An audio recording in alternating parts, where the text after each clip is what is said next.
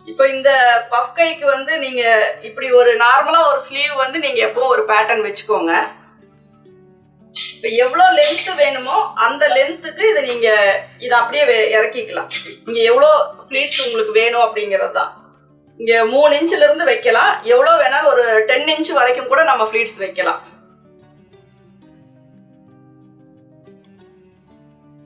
அப்ப இந்த இடம் மட்டும் நம்ம இந்த ஷேப் இப்படி கொண்டு வரலாம். இதெல்லாம் சேம் இதே மாதிரி தான்.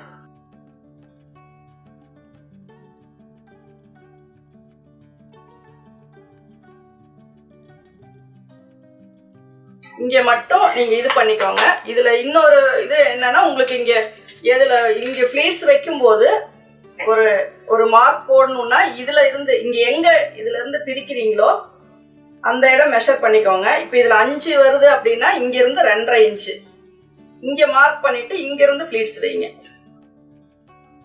அப்போ ஓரளவுக்கு உங்களுக்கு அந்த தையல் சொல்றேன், அது அந்த தையல் இங்க வந்து ஃப்ளீட்ஸ் பிரிக்காத மாதிரி அட்ஜஸ்ட் பண்ணிக்கலாம்.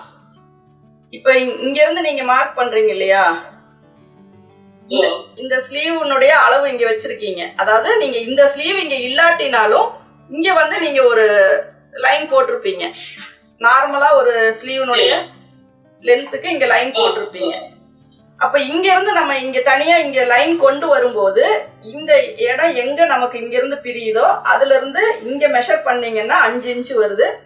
அதுல பாதி 2.5 இன்ச்சு வச்சு இந்த இடத்துல நாச் போட்டுட்டு இதுல ஃப்ளீட்ஸ் வச்சீங்கன்னா மேக்சிமம் ஃப்ளீட்ஸ் வந்து பிரிக்காம வைக்கலாம். அது இது இப்படியும் வரலாம், இப்படியும் வரலாம். இது வந்து ஃப்ளீட்ஸ்னுடைய டிஃபரன்ஸ் மட்டும்தான்.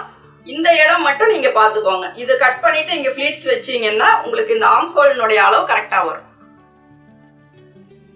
இந்த சைட்ல நீங்க ஃப்ளீட்ஸ் பிரிக்கிறது பண்றது அந்த மாதிரி எல்லாம் வராது. இங்க இருந்து நீங்க இதை மெஷர் பண்ணிக்கோங்க. இங்க எவ்வளவு வருதோ அதுல பாதி இங்க வச்சுக்கோங்க. இப்போ இந்த இடம் வந்துட்டு இப்ப இதை நான் எடுத்துடுறேன்.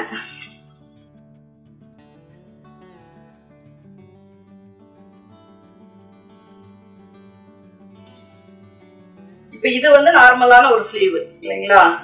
இப்ப இதுக்கு வந்து இது வந்து நம்ம பிரிக்கிறோம். அப்ப இந்த ஜாயிண்ட் ஆகிற இடம் இருக்கு இல்லைங்களா,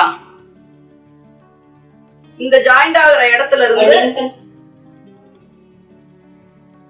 இது வந்து நார்மலான ஒரு ஸ்லீவ். இதுல வந்து எக்ஸ்டெண்ட் பண்றோம் இல்லைங்களா. அப்ப ஒரு இடத்துல இருந்து நம்ம இந்த கர்வ் கொண்டு வரோம். நீங்க அது எந்த இடத்துல கொண்டு வந்தாலும் சரி, இங்க இருந்து கொண்டு வந்தாலும் சரி, இங்க மேல இருந்து கொண்டு வந்தாலும் சரி, எங்க வந்து இந்த 2 இதுவும் ஜாயிண்ட் ஆகுதோ அந்த இடத்துல இருந்து டேப் வச்சு மெஷர் பண்ணிக்கோங்க. அப்ப இதுல எனக்கு 5 இன்ச்சு வருது இந்த ஷோல்டர் பாயிண்ட் வரைக்கும். அப்ப அதுல நீங்க பாதி அளவுக்கு இங்க கரெக்டா இந்த பாயிண்ட் எங்க நீங்க மெஷர் பண்றீங்களோ அந்த பாயிண்ட்ல இருந்து 2.5 இன்ச்சுக்கு இங்க நாச் போட்டுக்கோங்க.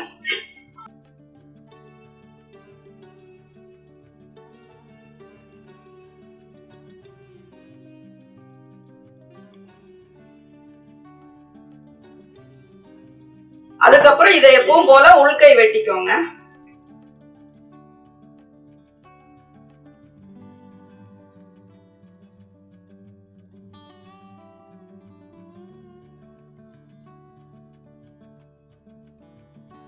கொஞ்சம் மேல இருந்தே கட் பண்ணிக்கோங்க.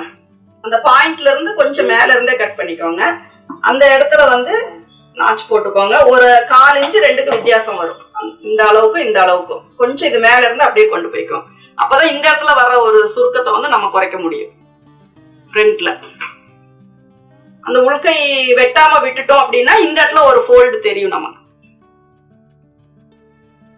அப்ப இந்த உள்கை வந்து கொஞ்சம் மேல இருந்து ஒரு 1/2 இன்ச்சுக்கு மேல இருந்து இப்படியே கொண்டு வந்துட்டீங்க அப்படின்னா அதுக்கப்புறம் நீங்க இதுல ஃப்ளீட்ஸ் வைக்கும் போது இது நாச் போட்டுக்கோங்க. இது ஃப்ரண்ட் சைடு.